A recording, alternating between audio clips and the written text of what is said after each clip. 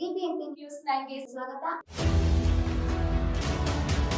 ಮೊದಲಿಗೆ ಮುಖ್ಯಾಂಶಗಳು. ನನ್ನ ತಾಕತ್ ಬೇಕಾ? ಇಲ್ಲ ನೋಡಿ,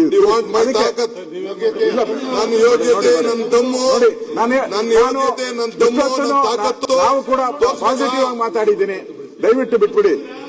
ತಾವು ಉಪಮುಖ್ಯಮಂತ್ರಿ ಆಗಿದ್ದೀರಾ.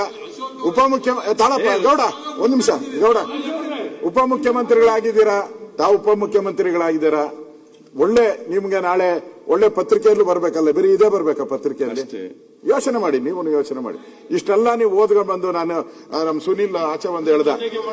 ಒಂದೇ ನಿಮಿಷ ತಾಳಪ್ಪ. ಸುನೀಲ್ ಬಂದು ಆಚೆ ಎಲ್ಲಿದಾರಪ್ಪ, ಬರ್ತಾರ ಇಲ್ಲ ಕೇಳಿ ಡೆಪ್ಟಿ ಸಿಎಂ. ಅಯ್ಯೋ, ಯಾರು ಹೋದ್ರು ಹೋಗು ಇವತ್ತು ನಾನು ಪೂರ್ತಿ ಉತ್ತರ ಕೊಡ್ಬೇಕು ಅಂತ ರೆಡಿ ಆಗ್ತಾ ಇದ್ದಾರೆ ಅಂತ ಹೇಳಿದ್ರು. ನಾವು ಒಳ್ಳೆ ಉತ್ತರ ಬಯಸಿದ್ರಿ.